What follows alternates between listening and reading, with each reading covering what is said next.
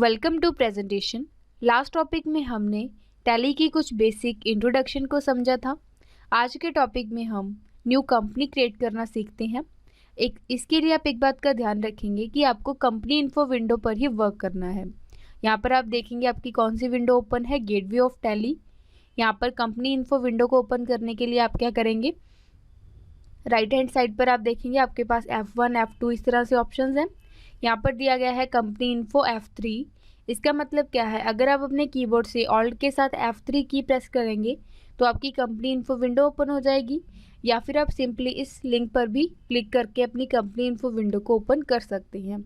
यहाँ पर आप देखेंगे आपके पास ऑप्शंस आ चुके हैं, select company, shut company, create company, alter, इस तरह से ये हमारी कंपनी इन्फो विंडो है। यहाँ पर जो ऑप्शन है, हम यहाँ पर डाउन एरो की को सिलेक्ट करेंगे और डाउन करते जाएंगे हमारे ऑप्शंस को।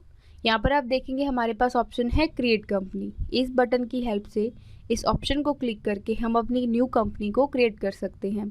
लेकिन आप देखेंगे जैसे ही हमने क्रिएट कंपनी पर हमारा कर्सर लेकर आए तो हमारा जो सी है वो रेड कलर से हाईलाइट हो चुका है। इसका मतलब क्या है कि जब हम अपने कीबोर्ड से सी प्रेस करेंगे तो हमारी क्रिएट कंपनी विंडो ओपन हो जाएगी। मीन्स जो सी है वो रेड कलर से इसीलिए हाईलाइट हो रहा है क्योंकि सी इसका शॉर्टकट की है। अगर हम यहाँ पर स्टार्टिंग से हम स्टार्ट करते हैं, सिलेक्ट कंपनी में एस रेड कलर से हाईलाइट हो रहा है, इसका मतलब एस इसका शॉर्टकट की है। शट कंपनी में एच शॉर्टकट की है। ऑल्टर में ए, चेंज टैली वैलेट में टी, स्प्लिट में पी, बैकअप में बी, रिस्टोर में आर एंड क्विट में क्यू। मीन्स जो जो वर्ड्स यहाँ पर हाईलाइट हो रहे हैं, जो करेक्टर्स, वो इनके शॉर्टकट की हैं। अब आप देखेंगे हम क्रिएट कंपनी पर आ चुके हैं। यहाँ पर हम एंटर प्रेस करेंगे तो आप देखेंगे हमने कंपनी क्रिएशन विंडो ओपन कर ली है। यहाँ पर फर्स्ट ऑफ ऑल दी गया है डायरेक्टरी। आप देखेंगे डायरेक्टरी में इसका पाथ दिया गया है जहाँ पर आपका टैली का सारा जो डाटा है वो स्टोर होगा।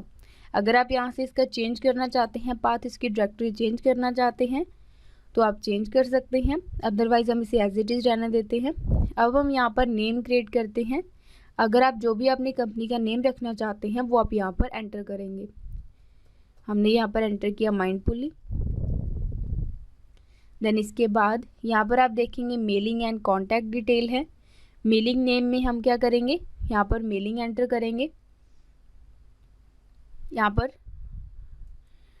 जैसे ही हमने टैब और एंटर प्रेस किया तो आप देखेंगे मेलिंग नेम में हमारा वही नेम एंटर हो चुका है जो हमने कंपनी का नेम सेट किया था। अगर आप इसे चेंज करना चाहते हैं तो चेंज भी कर सकते हैं, अदरवाइज़ एज इट इज़ रख सकते हैं।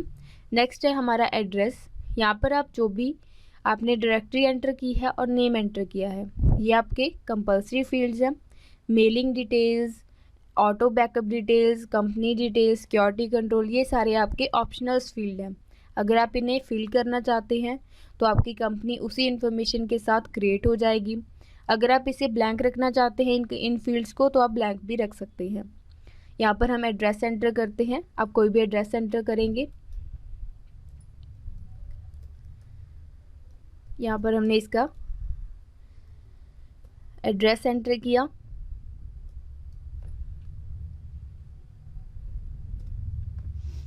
देन इसके बाद हमने एंटर प्रेस किया। यहाँ से हम स्टैट्यूटरी कंप्लेंट्स फॉर इंडिया, यहाँ से आप कोई भी लिस्ट ऑफ कंट्रीज सिलेक्ट कर सकते हैं। हमने सिलेक्ट किया इंडिया। देन स्टेट हम कौन सी यहाँ पर रखना चाहते हैं, यहाँ से हम सिलेक्ट करते हैं दिल्ली।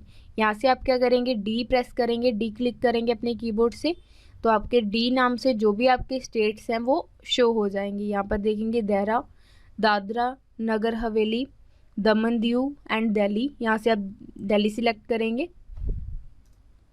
एंटर प्रेस किया हमने, इसका हम कोड एंटर करेंगे। देन इसके बाद इसका टेलीफोन नंबर, कोई भी आप 1 नंबर एंटर कर सकते हैं। इसके बाद मोबाइल एंटर करेंगे।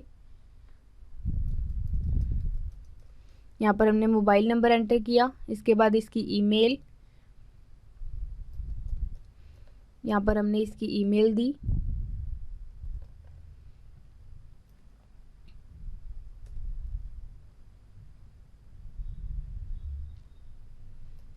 यहाँ पर हमने इसकी मेलिंग डिटेल एंटर की। इसके बाद auto backup detail enable disable आप कर सकते हैं। देन हम यहाँ पर आए कंपनी डिटेल्स में, इसकी हम करेंसी सिंबल रखते हैं रुपीज़। देन हम यहाँ पर एंटर प्रेस करेंगे। मेंटेन में आपके पास 2 ऑप्शंस हैं, टाइप ऑफ कंपनी आप 2 टाइप से क्रिएट कर सकते हैं, accounts only and account with inventory. यहाँ पर इन दोनों का मतलब क्या है, अगर आप ओनली फाइनेंशियल रिकॉर्ड्स रखना चाहते हैं अपनी कंपनी में, उन्हें स्टोर करना चाहते हैं, तो आप यहाँ से सिलेक्ट करेंगे अकाउंट्स ओनली। अगर आप अकाउंट्स के फाइनेंशियल रिकॉर्ड के साथ साथ इन्वेंट्री भी स्टोर करना चाहते हैं, तो यहाँ से आप सिलेक्ट करेंगे अकाउंट्स विद इन्वेंट्री। हम बेसिकली यहाँ पर क्या करते हैं, अकाउंट्स ओनली सिलेक्ट करते हैं, एंटर प्रेस करेंगे। देन इसके बाद है हमारा फाइनेंशियल ईयर फ्रॉम। इसका मतलब क्या है कि आपकी जो कंपनी की वर्किंग है वो कहाँ से स्टार्ट हो रही है। यहाँ पर बाय डिफ़ॉल्ट वैल्यू है 1 अप्रैल 2014।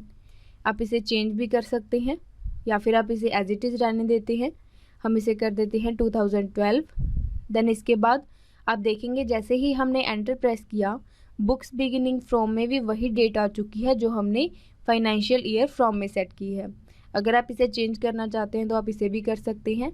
बुक्स बिगिनिंग फ्रॉम का मतलब क्या है कि मीन्स आपने कंपनी तो 1 अप्रैल 2012 को स्टार्ट की, लेकिन उसमें जो वर्क है वो आपने कब स्टार्ट किया। अगर आप इसकी डेट चेंज करना चाहते हैं तो आप कर सकते हैं। फिलहाल हम इसे एज इट इज़ जाने देते हैं। सिक्योरिटी कंट्रोल्स में हम इन्हीं बाय डिफ़ॉल्ट वैल्यूज़ को ऐसे ही रखते हैं, एंटर प्रेस करते जाएंगे। देन इसके बाद लास्ट ऑप्शन आप देखेंगे आपके पास एक्सेप्ट का एक मैसेज बॉक्स आ रहा है, येस और नो। अगर आप इन डिटेल्स को एक्सेप्ट करना चाहते हैं तो आप येस पर क्लिक करेंगे, वाई प्रेस करेंगे कीबोर्ड से, अदरवाइज नो पर क्लिक करेंगे।